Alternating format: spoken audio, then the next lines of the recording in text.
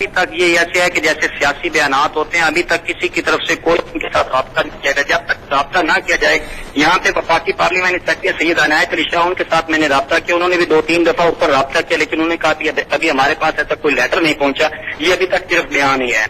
ابھی شیخ زیاد نے رابطہ کیا کہ انہوں نے کہا کہ ہمارے ساتھ کوئی ابھی صرف سرکاری طور پہ اعلان ہے، ہماری طرف سے کسی نے کوئی رابطہ نہیں کیا. یہاں پہ اپنا جو ڈسٹرکٹ گورنمنٹ ہے، انہوں نے کہا کہ ہمارے ساتھ کوئی ایسا معاہدہ نہیں ہوا، نہ ہمیں کوئی ایسا لیٹر آیا کہ ان کو ہم کسی قسم کے پیسے یا مالی امداد یا ان کے ساتھ کو تعاون کریں.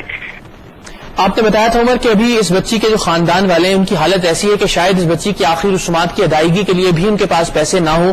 اب کچھ اہل علاقہ اور وہ سوسائٹی جو کہ اس بچی کے علاج کے لیے اپنے طور پر کچھ کوشش کر رہی تھی، اس بچی کی آخری رسومات کے لیے کچھ مدد کی گئی اس کے اہل خانہ کی.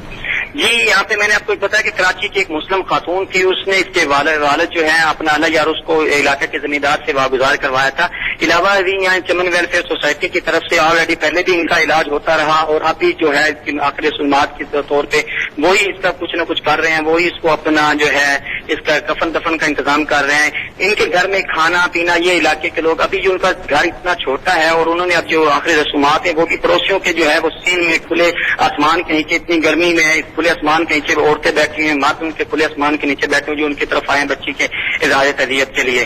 وہاں پہ ابھی تک ان کے ساتھ میں نے بار بار، میرے کہنے کا مقصد ہے کہ صوبائی گورنمنٹ یا اپنا وفاقی گورنمنٹ کسی اتنے اعلانات کے باوجود، اتنا میڈیا پہ آنے کے باوجود کسی نے ان کے ساتھ کوئی رابطہ نہیں کیا. انتہائی غریب لوگ ہیں اور ان کے گھر میں چولہا نہیں جا رہا. ہمارے حکمران جن کے روزانہ لاکھوں روپے بل آ رہے ہیں اپنے میڈیسن کے سارا کچھ، ایک بچی کا علاج کسی سے بھی ممکن نہیں ہو سکا.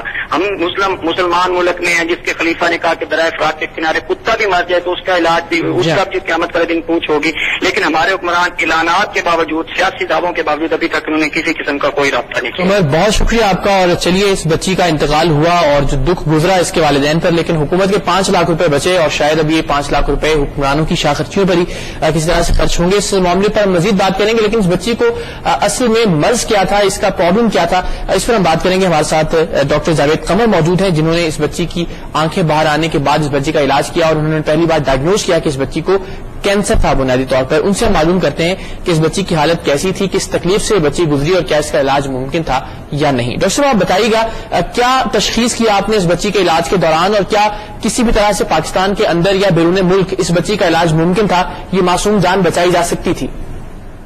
اس کا ایکچولی ڈائگنوز تو ہوا تھا ریٹینوبلاسٹوما، کینسر دونوں آنکھوں کا تھا. تو یہ اٹ از 3-4 months بیک کہ وہ میرے پاس آئے تھے. تو ظاہر ہے ہمارے پاس تو اس کا علاج نہیں ہو سکتا چنیوٹ میں.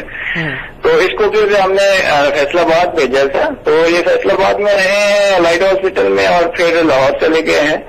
تو ایکچولی بچی کے والدین جو پور ہیں اور اویئرنیس نہیں ہے، تو اس لیے وہ فالو نہیں کر سکے کہ ٹائملی اس کا ٹریٹمنٹ ہو جاتا. تو وہ ہاسپٹل سے اپنی مرضی سے ادھر ادھر جاتے رہے ہیں، تعویذ گنڈے یہ وہ. تو اس اثنا میں بچی کا مرض جو ہے نا اس کی جسم میں پھیل گیا. تو ابھی تو کچھ ہو نہیں سکتا تھا، تو پورا ٹریٹمنٹ نہ ہونے کی وجہ سے اس کی ڈیتھ ہوئی ہے. ٹھیک ہے، لیکن جب یہ معاملہ میڈیا پر آیا ڈاکٹر صاحب، اس کے بعد کوئی ایسی سٹیج تھی جہاں اس مرض کو بڑھنے سے روکا جا سکتا، اس بچی کو بچایا جا سکتا، اور پاکستان میں اس کی سہولیات تھی؟ بچانا مشکل تھا، بچی کو بچایا نہیں جا سکتا تھا، لیکن پھر بھی ٹریٹمنٹ کی گنجائش تو تھی آخر تک. تو ہم نے لاسٹ ٹائم اس کا یہی سنا تھا کہ یہ الشفا راولپنڈی میں چلی گئی ہے. تو لیکن وہاں بھی وہ رک نہیں سکے. آئی ڈونٹ نو کہ اس کی ریزن کیا تھی. تو بہرحال اس کی درد روکنے کے لیے یا اس کی لائف کو پرولونگ کرنے کے لیے ٹریٹمنٹ ہو سکتی تھی. بچانا جو ہمارے حساب سے کلینکلی مشکل تھا اس کو. ٹھیک ہے، لیکن پاکستان سے باہر کچھ ایسے ادارے ہیں، کچھ ایسے اسپتال، کچھ ایسے ڈاکٹرز جو زندگی بچا سکتے اس بچی کی؟ جی بالکل ہو سکتا تھا، بچ تو سکتی تھی زندگی تو، لیکن وہ اتنا آگے وہ جا ہی نہیں سکے، اس کو ٹائم ہی اتنا نہیں مل سکا میرے خیال میں. ٹھیک ہے، بہت شکریہ. ڈاکٹر جاوید قمر ہمارے ساتھ موجود تھے جنہوں نے اس بچی کا علاج معالجہ بھی کیا اور تشخیص کیا کہ اس بچی کو ایک طرز کا کینسر ہے. وہ سمجھتے ہیں کہ اگر بیرون ملک اس بچی کو لے جایا جاتا تو شاید اس بچی کی جان بچ سکتی تھی، اور جب یہ مرض بہت بگڑ گیا تو کم از کم اس کی تکلیف کو اور اس کے درد کو کم کیا جا سکتا تھا. اس کی زندگی کچھ مزید دن بڑھائی جا سکتی تھی اگر اس کا علاج معالجہ بہتر طریقے سے کروایا جاتا.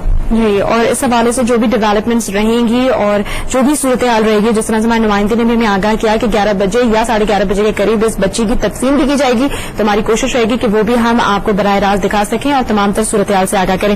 خبروں کے سلسلے کو